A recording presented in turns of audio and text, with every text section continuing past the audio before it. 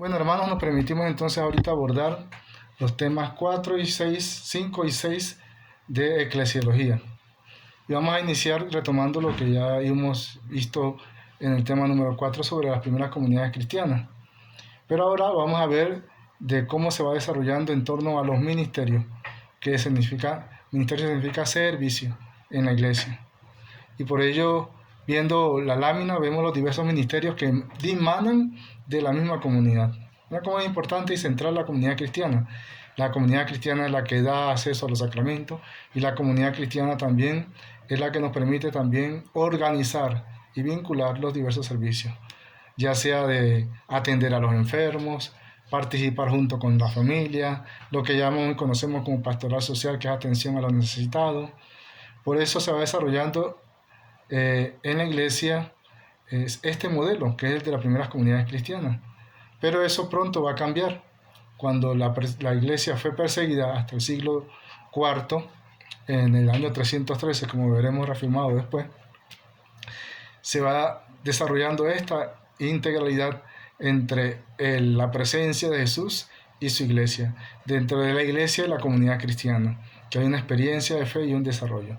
Este desarrollo se ve truncado y se ve transformado cuando la perspectiva del servicio se torna jerárquico, clerical.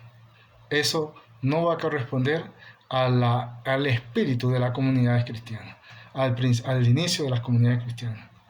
Por eso, cuando surge esta transformación de que la iglesia pasa de ser perseguida, martirial, y el Imperio Romano asume la fe católica con Constantino en el año 313 en el Edicto de Milán, se transforma y se da la vuelta. Entonces, esta iglesia que es perseguida ahora es amparada, auspiciada, fomentada por el Imperio Romano. Pero eso tiene unas consecuencias, y es que lo que antes en la comunidad cristiana dimanaba como un servicio que ella también animaba, se transforma en el otro sentido, que es la autoridad, que no tiene nada que ver con el servicio. Hemos visto cómo los 12 apóstoles y las mujeres que seguían a Jesús forman este entorno, esa comunidad. Y la potestad viene de Jesús, que se recae en los apóstoles, y de los apóstoles va a recaer en la autoridad que tiene la comunidad. Y como el mismo Jesús dirá, cuando ustedes animen, no lo hagan como lo hacen los del mundo, que oprimen a los más pobres. Marcos 10, 41 al 45. El modelo, la organización de la comunidad cristiana no está asumida desde solamente el ámbito cristiano. Nació con un precedente judío, ¿verdad? En donde el presbítero es el preponderante y también el obispo. En la comunidad cristiana no, el ministerio en la comunidad lo distribuye los diversos servicios, como veremos en el capítulo 12 de Romanos, versículos 6 y 13. Así, los católicos citarán en las cartas católicas. San Pablo también tienen un esquema, y en ese esquema que está dado para estas comunidades que está animando San Pablo, están de primera instancia los apóstoles, después vendrán los profetas, después vendrán los maestros, después por último los que hacen milagros y tienen don de lengua, ¿verdad? Para San Pablo no es tan importante eso. Quizás para el movimiento carismático tal vez sí, pero para San Pablo en ese momento dado no. Son los diversos carismas que administra la comunidad, y donde también poco a poco se va integrando esta otra precedente del ámbito judío, y aparecerán presbíteros y obispos, pero en un segundo plano, en una segunda instancia, posteriormente. La eclesiología de San Pablo nos marca también que es una iglesia que es local, es una iglesia que es un cuerpo de Cristo, y también donde la comunidad tiene su propia mística. Entonces, vamos a ver cómo los ministerios son importantes porque hacen visible el anuncio del reino de Dios, que es su tarea. Dios, procurando esta unidad de la iglesia, administra los diversos servicios que también, entre ellos el de la presidencia, ¿verdad? Y esto surge, ¿verdad?, a partir de que, como ya hemos mencionado, del ámbito judío se daba la preeminencia. Los ministerios son de la comunidad, por lo tanto, a ella pertenecen. Y a ellos también ella es la que confiere y autoriza a través también, en muchos momentos se da por la imposición de manos, cuando se ve la necesidad de atender a las viudas de los griegos, porque los judíos ya estaba regulado, entonces se eligen dentro de la comunidad 7 personas para que presten este servicio a las viudas. Y entonces nace y surge el ministerio del diaconado. Por ello después verán ustedes que la comunidad los convoca y después de orar le impone las manos. Ella es la que envía y la que administra estos servicios. Les pongo este ejemplo porque es uno de los más, de los más característicos de la época. En las primeras comunidades encontramos una gran diversidad y riqueza de ministerios. En la evolución histórica los ministerios se dan de diversas maneras. Por ello, al final, cuando ya se va como institucionalizando, quedan solamente 3, lamentablemente. Lo que después se le dirá fruto del edicto de Milán. Después de eso, Tertuliano introducirá lo que llaman el ordo o el orden clerical, en donde solamente aparecen como servidores clericales o ordenados el obispo, el presbítero y el diácono. Tomado de la sociedad imperial, del Imperio Romano.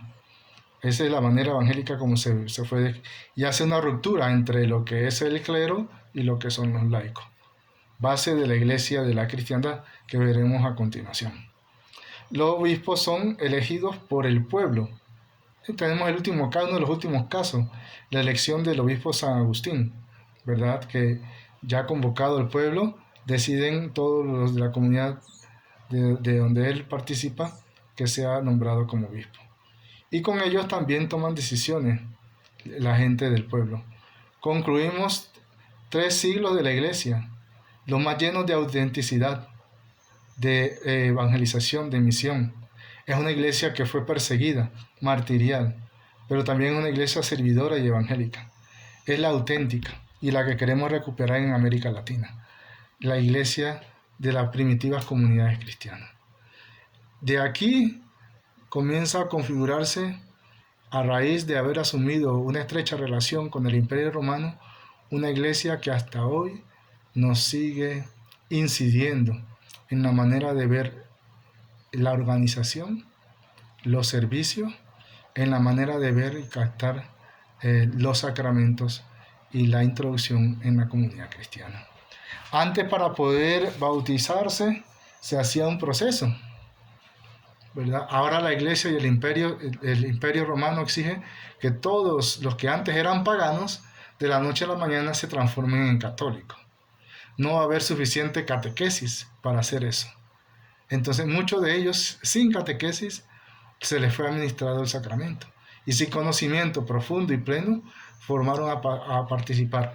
Entonces ahí es donde nos viene el lastre a nosotros, de que el sacramento tiene un componente no solamente religioso, tiene un componente que tiene que ver también en el ámbito ciudadano. Por eso muchas veces el sacramento se siente con aquella particularidad, ¿verdad? Que muchos experimentan católicos, que realmente no es del todo una experiencia de fe, ¿verdad? Es más un acto público y social a raíz de esa situación que se dio. Pasamos al tema número 6, la iglesia en el periodo que llamamos periodo de cristiandad. Se llama el giro constantiniano, en donde la iglesia pasa de ser perseguida a ser una iglesia institucional. Antes los perseguidos eran masacrados y martirizados, ahora tienen un estatus preponderante a tal grado que se va hasta el otro extremo, ¿verdad? Se dan cambios sustanciales en la historia de la iglesia y en la eclesiología. El pluralismo, la jerarquización, es una iglesia en donde unida con el imperio se somete a todos los estamentos de ella misma, más que ese vinculado con el poder del Estado. Tiene sus repercusiones también en el edicto de Milán, en que una iglesia clandestina y perseguida a una iglesia oficial, antes crucificada, ahora de moda para ser buen cristiano, martirizada ahora constituye un prestigio para poder ser realmente tomado en cuenta en los cargos públicos del Imperio Romano.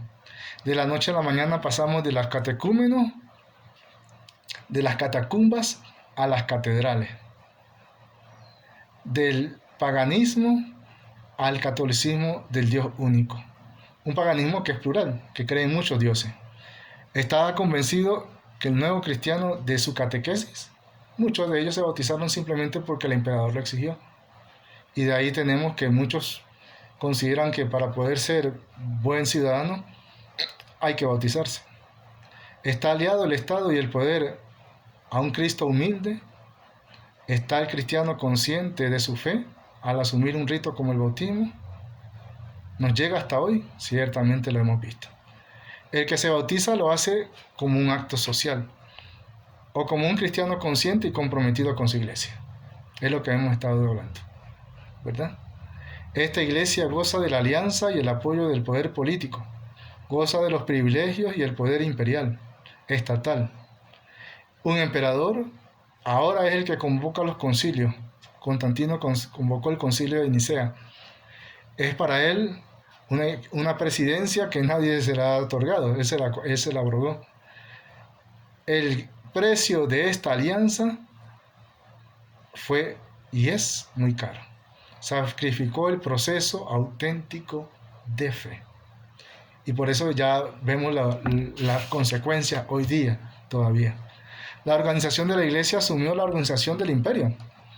Y vamos a verlo en la organización, en las mismas diócesis. Eso es propio de cómo estaba organizado el imperio romano, en diócesis. Las vestiduras litúrgicas, el alba, la casulla, la estola, todo eso proviene del imperio romano. Los incensarios, todo eso proviene del imperio romano. Se consolida la visión jerárquica, los títulos como poder, títulos de protagonismo. Señores del imperio, se ve a los obispos como señores del imperio, no como servidores de los hermanos. El clero asume también constitutivamente esto. Y por ello también se va incrementando entre los pobres esa desigualdad, esa diferencia. Por eso, ¿quiénes reflexionan y defienden esta postura? ¿A qué se debe y a qué razón está subyacente? Ya no hay comunión de bienes.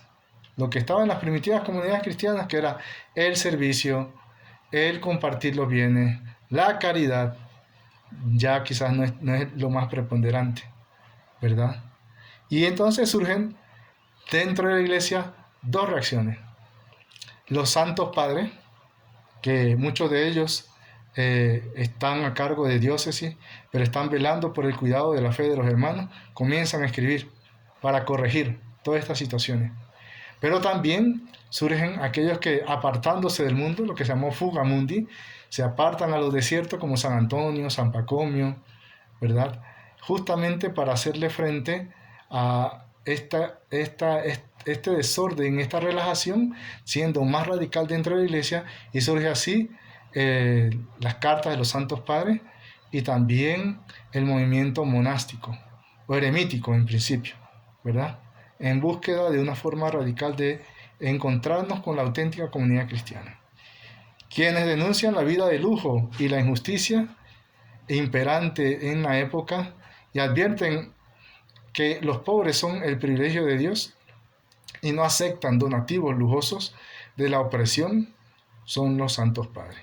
La iglesia acepta la propiedad privada porque no le queda de otro, pero muchos de los santos padres estaban en desacuerdo porque se hablaba de la comunión de bienes, no existía este otro parámetro del derecho personal y exclusivo.